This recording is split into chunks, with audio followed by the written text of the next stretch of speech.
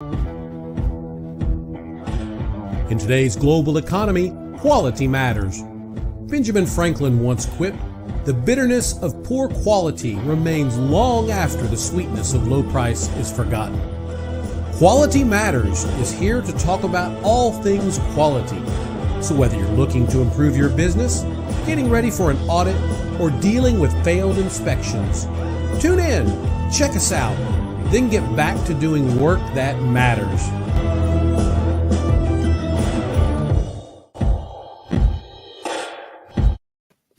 Well, hello and welcome back to the Quality Matters podcast. I am Kyle Chambers, and as always, Quality Matters is brought to you by Texas Quality Assurance, where quality management gets simplified.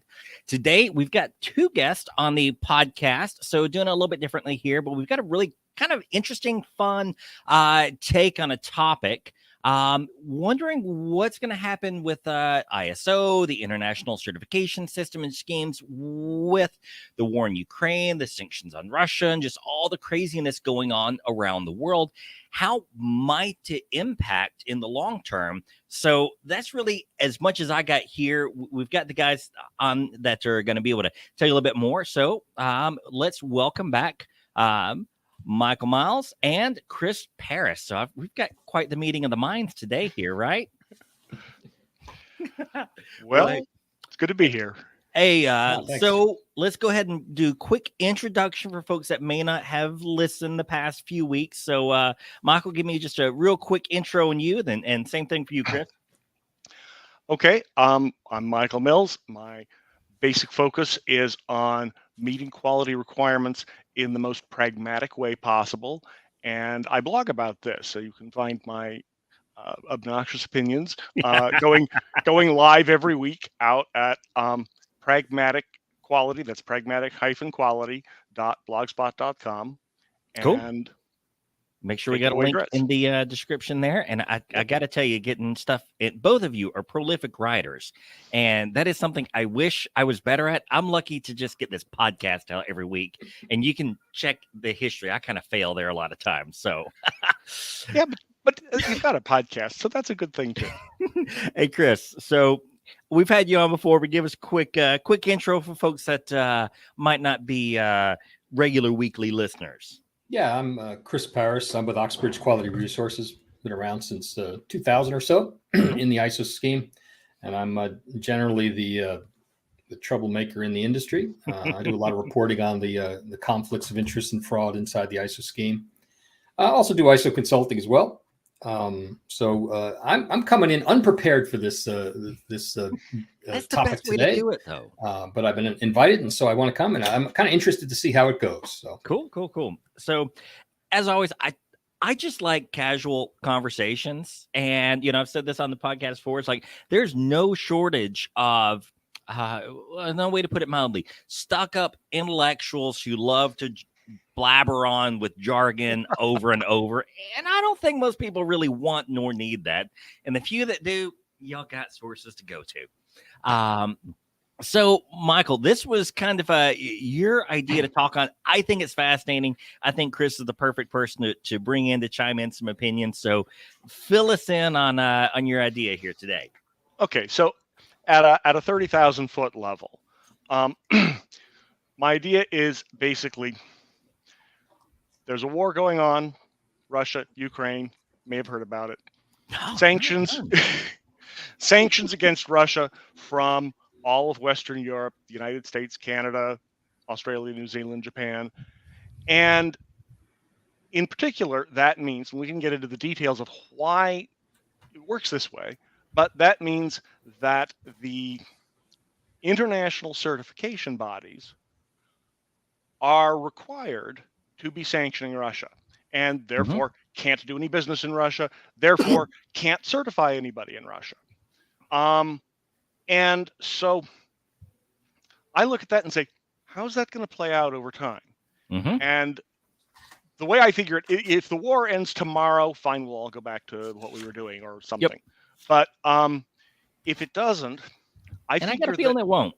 Yeah, I have a feeling you're right. And so if it doesn't, I figure over time, the Russians are going to figure out a way to live without us. because they'll have to.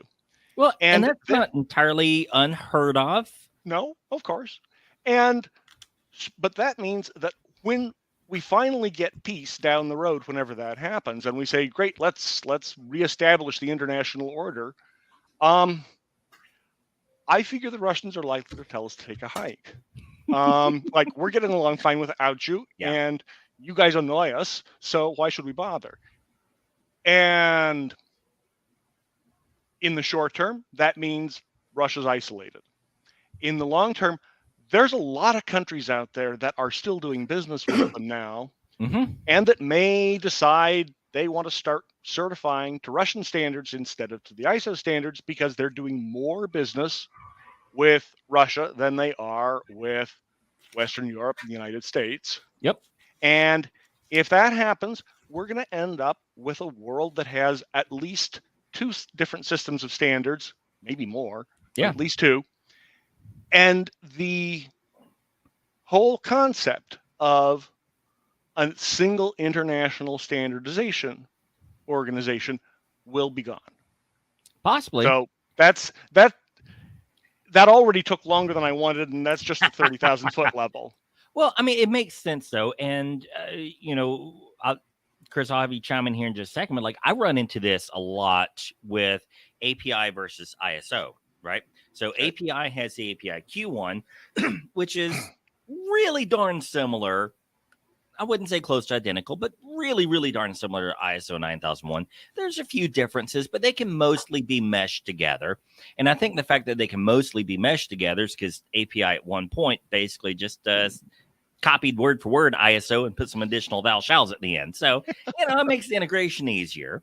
I've run into before with the old OSAS 18002, the British standard that then, it's now the 45001. So there's still some of these issues going on, but I guess the big question is, would we be looking at some manageable differences in the future, or could we be looking at some really dramatic changes? So, Chris, what's your thoughts on that?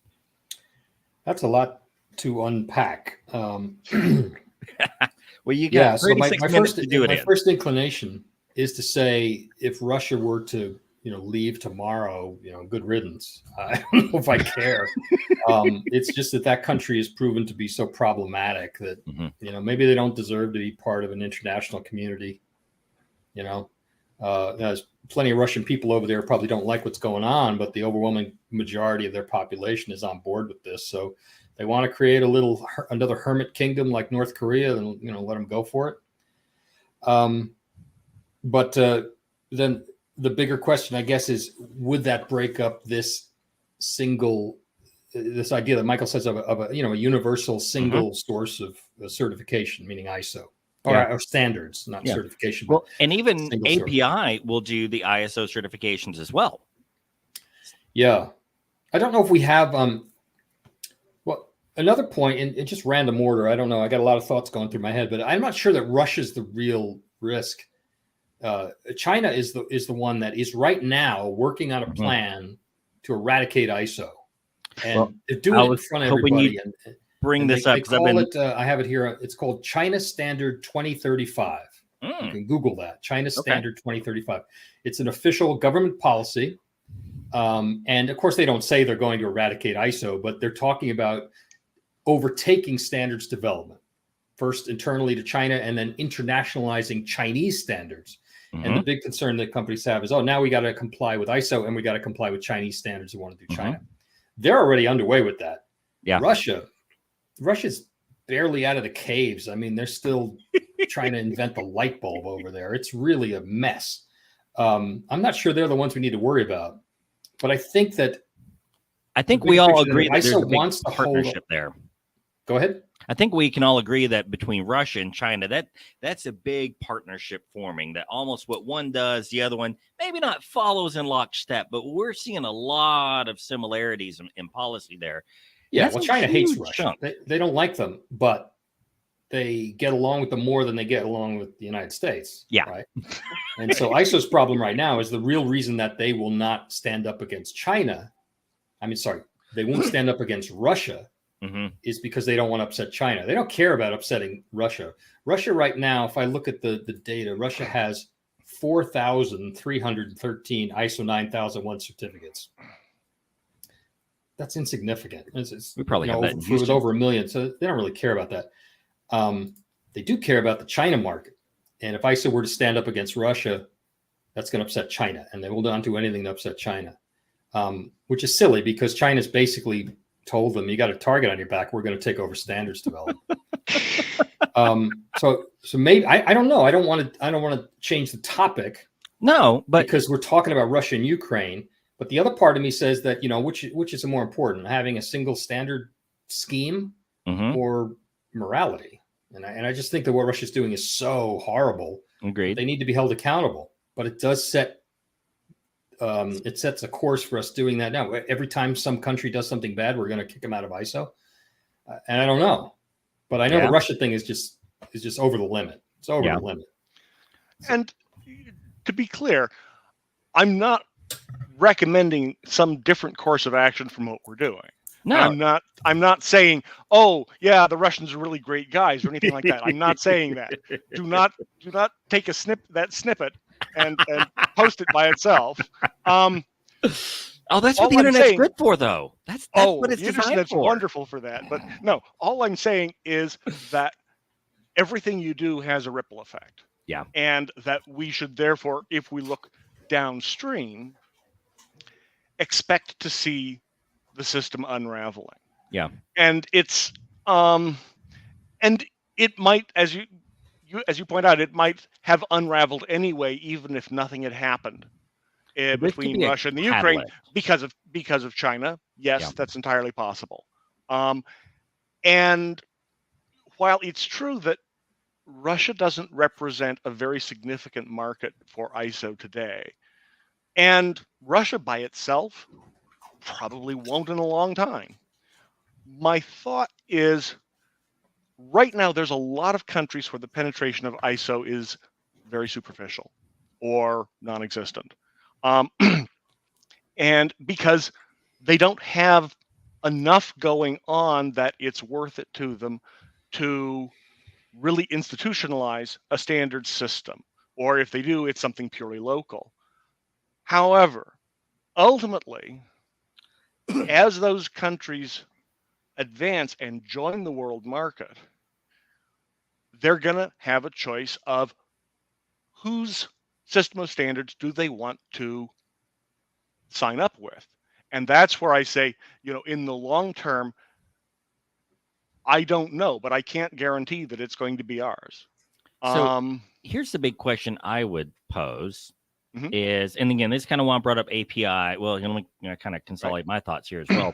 So my feelings that if there are some big issues to come, Russia's probably the catalyst moving this stuff forward, maybe a little bit faster than might have happened otherwise. China's always, I'd say always for the last couple of decades, a threat on going rogue, doing their own things, and then trying to drag as much of the world with them as possible, which I guess is still politics is the way it's been for the last 2,000 years anyways. Just, we don't want to be in the middle of watching it unravel. But the question that I would have is, let's say that this does happen and China does develop their own system of standardization in competition with ISO, and Russia and a handful of other countries join in. Well, are we going to be looking at similar differences like we have with the API standards, with the ISO, where, you do one, you do the other, we can mesh them together. The numbers on the clauses change, but the requirements are basically the same. Or are we looking at some pretty dramatic differences, like trying to take, an ISO standard from the 90s and integrate it with stuff from today? How much of a difference and how much of a problem for companies out there that need these dual certifications do you expect? My thought is, again, in the short term, it'll probably be all pretty close. Because, the way, if you want to set up your own system of standards, the easiest way to do it is to start by photocopying somebody else's and then change the logo on the top. But in the long term, anybody who's managed documents knows that if you have two primary sources for the same document, they're going to diverge. And so over time, now, how much will it diverge? How much of an issue will it be? I don't know, but I assume that over time there are going to be updates on this side that the other side says, nah, we're not interested in picking those up, but we have some things that are issues for us that we're going to incorporate that we don't want, and blah, blah, blah. And over the long haul, I assume that they would get fairly different. The standards for how you make light bulbs so that they screw into sockets, that might not change nearly as fast. Management system standards, I expect to change. Well, if there's one thing we know is that China and Russia are really, really good at stealing other people's intellectual property. So yeah, it'll definitely be copy and paste. It'll be copy and paste, and eventually it might diverge. Yeah, I don't know. It could be Russia's the catalyst for this, the thing, but I think ISO has a problem with the fact that it's losing control of its standards already. Maybe rightfully so. ISO brings this upon itself because it's, I just call it a corrupt organization. I think it's, a mafia with a UN style logo. You look at like, that might be the title for the podcast. Yeah. In 2005 or so, the ISO committee for ISO 9001, TC 176 had as one of its goals to reduce the proliferation of sector specific quality standards. Now we fast forward to their business plan now, and it's actually to assist in those. They've given up, they've surrendered. And so we have AS 9100 and TL 9000 and API and all these others. And it's getting crazy. So companies already have to pick and choose which standard they're going to comply with. Yeah. Will it get worse if different countries have it? Probably. But I think also it'll be isolated. You might have the communist dictatorial regimes, or the quasi ones, like Russia's not communist anymore, but whatever.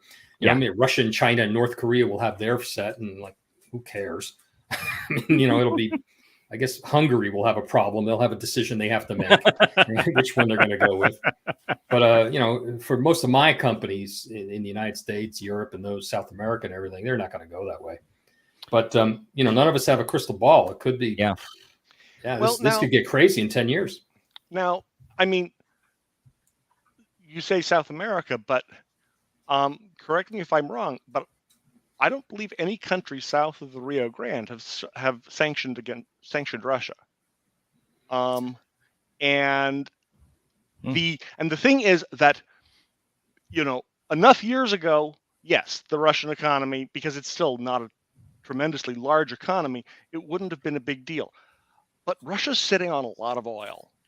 And there are countries that would love to buy oil from Russia. And, including countries that right now are not significant players, but that are getting an infrastructure given to them, quote, for free by China. Yeah. For free, meaning, we'll send you the bill later. Right. And that's where I'm thinking that it will end up falling apart over time, is not next year, not 5 years from now, but 20 years from now? Yeah, probably. You raise a really good point. I'm in Peru right now, right? Right. And what I've seen here in real life is that the United States in particular and Europe have sort of abandoned South America, countries like Peru, Colombia, Ecuador, all these countries. And that gap has been filled by China and Russia. Mm-hmm. So when the COVID pandemic hit, you had only a few choices for COVID vaccines. One was Sputnik, which was provided by Russia, which didn't work. And the other one was Sinopharm, which is from China. And a lot of people that I know had that. I waited until the Pfizer came out down here. Yeah. But to this day, Sinopharm is still very popular down here. So, and also many of the mines are owned by China here. China products are everywhere. Chinese cars are on the street. We have cars on the streets of Peru that have no English language logo. The logo is written in Chinese, so you don't even know what the name of the car is because it's just a bunch of Chinese letters. I don't read Chinese. My daughter's learning Chinese. I have her learning Mandarin because of the influence of China. So interesting. That's a really good point. Is that the West, Europe, and the United States have squandered their relationship with South America, and China is coming in. Russia's providing oil and things, and of course supporting Venezuela. And China's got the market locked up on so many things down here.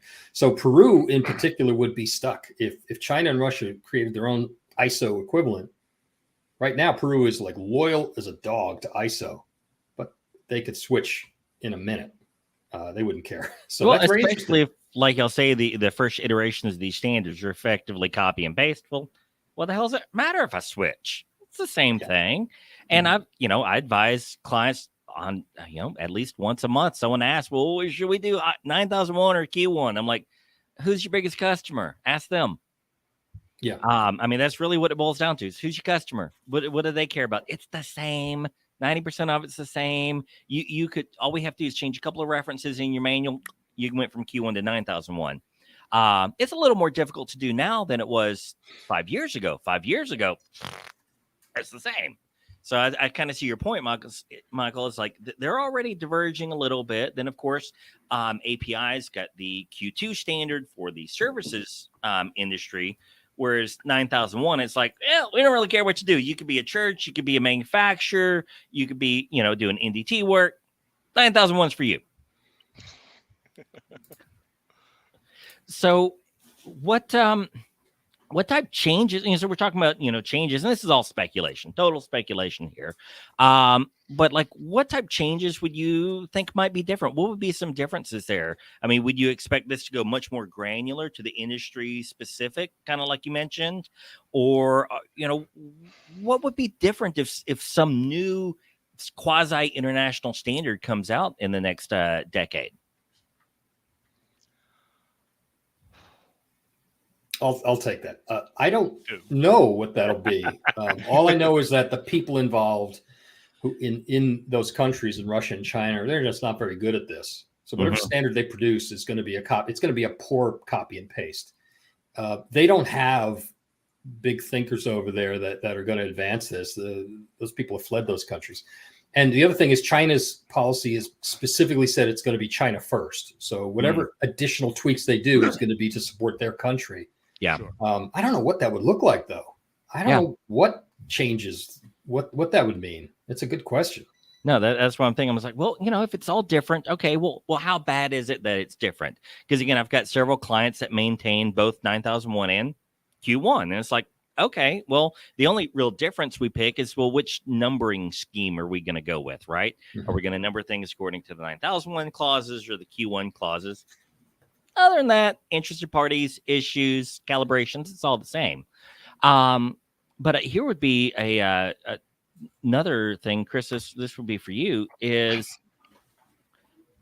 with a new standard coming out, let's say that they did, and not that there's many American manufacturers that send stuff over to China. It's kind of the opposite relationship there. But what would be some problems that you could see with that certification method? Because obviously we know that the existing certification method is fraught with problems, but I guess at its core, the principle is good. You get objective, unbiased, accredited, and then they send out the certifications. But do you think that this is something that would follow a similar format, or it's going to be like a Chinese or a Russian organization that says, nope, we send our people to certify you and maybe give us a little bit along the way? Yeah, I think that's what it would be. My dog is eating over here, so that's what all the noise is about. It's better that than barking. It's going to be their own thing. It's going to serve their own interests, and it's going to be. I mean, I frankly don't even understand why some of these schemes like the IAQG and aerospace haven't just thrown out IAF and ISO and just done their own thing. In the automotive, they've done that. So, I just think that's what it'll be. So if a company has to serve both, they're going to go through two audits under two different schemes with two different standards, pay twice as much. And who shows up? Yeah, it could be Chinese auditors and that sort of thing, which obviously is not going to be legally possible in the United States anyway. So maybe that's not a risk, but it would be a mess. Yeah. Well, okay, so you brought up automotive. So, you've got the, IATF 16949 standard. Right. So I've got two clients that maintain the IATF and the ISO standard. And so, they do. They have to go through two entire audit cycles every year. And we've tried to combine the 9001 and the 16949 getting all my numbers mixed up here, audits together, and it just doesn't work well. It's kind of like, well, which ones are we looking at? Which ones are we not looking at? So, I guess maybe we'll wrap it up here in a minute. Well, what are some kind of your final thoughts on this issue? Is this something that businesses really need to start thinking about considering? What if they've got a lot of ties with some of these other, I guess I'd say non-major Western countries? What are some things that they'd have to consider in the meantime? What needs to be on their 10-year forecast to worry about? I would figure that for the 1 year and 5 year forecast, don't even bother. This is the kind of thing that's good. If it happens, and as it happens, it will be slow. Okay. But 10-year and 20 years, so the kind of thing that you mark down on a Post-it note and stick on your wall, and you're going to come back and look at it in a while. It's going to be a question ultimately of exactly as you're saying, who's your customer? And if your customer, sooner or later, you'll get to the point where one or the other standard will get updated with something that, it might be ISO. It might be that TC 176 goes crazy. Not that Chris would ever imagine that happening, but, they might. And, puts in something completely bizarre. Documented information, risk-based thinking, kill preventative maintenance. Whatever it is. Stuff like that. And that that a company that has been straddling the line for a while finally has to decide: do I break one direction, or do I break the other direction? Okay. And then it'll be the same kind of transition that you would have to do just because the ISO standard itself got updated anyway. Because it won't be night and day when there are changes, but you'll make a transition. But, in the long term, I think ISO will be slowly putting themselves out of business. If they haven't succumbed to some of the other things that Chris has been writing about in the meantime, which will accelerate the process. So 2 things for you, Chris, then here is, one, have you seen or heard anything recently about how soon 9001 might be getting its last minute crazy update that we talked about last time? No new news from our last discussion. They've kind of gone silent on that. But it's really a good thing. Behind the scenes, they're really pushing to update that. They've already started work on the new standard, no matter what they say. But they do face a little bit of public relations backlash now because so many votes, countries said don't update it. Now they're saying will anyway. Yeah. So they're trying to figure out how to navigate that. But no, they've kind of gone radio silent for a while on that. Cool. And then the second one is, I know you've been posting a lot on LinkedIn recently about the number of certifications from China versus the rest of the world. So how can we tie in some of the data that you're seeing there into this conversation, and maybe just give folks that are listening that don't follow you on LinkedIn every day, which they ought to, but give us an update on kind of what you're seeing there. Well, the new ISO survey came out yesterday, and every year, usually a day after they publish their report, Oxbridge publishes its analysis. And I did that. And if you go to LinkedIn, there's a live video that I did this morning. It's recorded now that you can see me talking about that. But there's 2 factors that we saw. There was a huge spike in ISO 9001, but not because of any kind of popularity, because of an improved reporting by UCAS, the UK accreditation service, and because of this tremendous influx of fake certificates from China that are being rolled into the official numbers. So there's no control over China. So that does tie in here. It shows the influence of China. Russia doesn't seem to be a big player, but they could be the first domino in something. Yeah. I think the one company that needs to be most worried about this is ISO. They're playing a very dangerous game by trying to placate China when China's pretty open about the fact that they don't really need ISO, right? They're not even paying for the standards. They just steal the standards. Nobody buys standards in China. You download a PDF.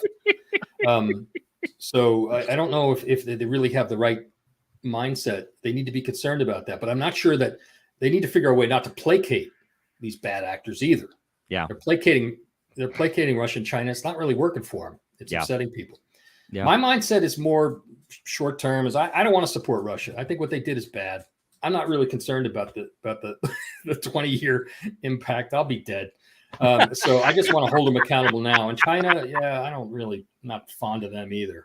Yeah. But Michael's raising some important questions that I hadn't really thought about. No, I think this is a fun conversation. It's stuff that you don't think about every day, but as always, the world's changing, new things are coming, and it's kind of a good idea to get a head start on it. And so, Michael, any final thoughts there?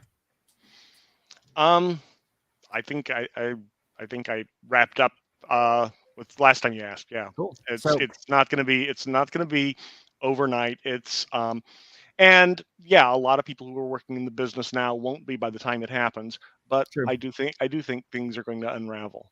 So, assuming TC 176 committee that reviews and updates the standards doesn't just totally crash the scheme themselves with some, because I've seen some bonkers ideas for updates to come out the new standard. I'm like, I mean, I get it.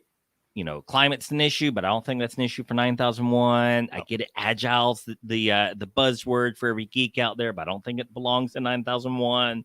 So there's some really bonkers issues. So assuming they don't just destroy themselves, we might have some competition on the horizon that might be about like integrating, something like a IATF or API into the mix, which basically that, yes, on its own, not that big of a deal. But so I've got 3 kids, all 3 of them in school, and every teacher. It's not so bad out in the country as it was when we were in Houston, but every teacher thinks that they want an app to make their classroom better. I'm like, okay, well that's cool. Until you've got 3 kids with 20 teachers between them, and those 20 teachers got 18 different apps, and it's like, dang, what am I going to use? So, as long as the certification world doesn't devolve to that point, we can probably weather it. But if it devolves to that point, we've got enough other problems that Well, guys, hey, this has been a lot of fun. I'm glad to get the 2 of you on here together. This is great. So I will make certain that in the show notes, we've got links to your websites, the video you're talking about, Chris. Make sure that we got all the information in there for folks to take a look at. So, yeah, if anyone has any questions about anything, I think we got a pretty good little meeting of the minds here. So, now this has been a lot of fun, guys. I appreciate it. Y'all take care. You bet. Thanks for having us. All right, bye. Well, folks, that is wrap up on another episode. So a little bit different topics, some things that we've got to kind of think about and consider. And, when the standard does talk about what are the internal and external issues. So maybe this isn't going to be of concern for your organization immediately, but this is the type thought process that you have to go through when you're evaluating these changes in the economy, changes in the market. You really got to start to take a look at it in the long term versus the short term. What do we need to do now? What do we need to do then? Who are the players in it? How does this work? So really, really great example here. So definitely encourage you to go check out Michael's blog, check out Chris on LinkedIn. Just so much good information, such great guys to work with. And that is all we got for today. So I hope you guys have a great day, and I hope to talk to you soon.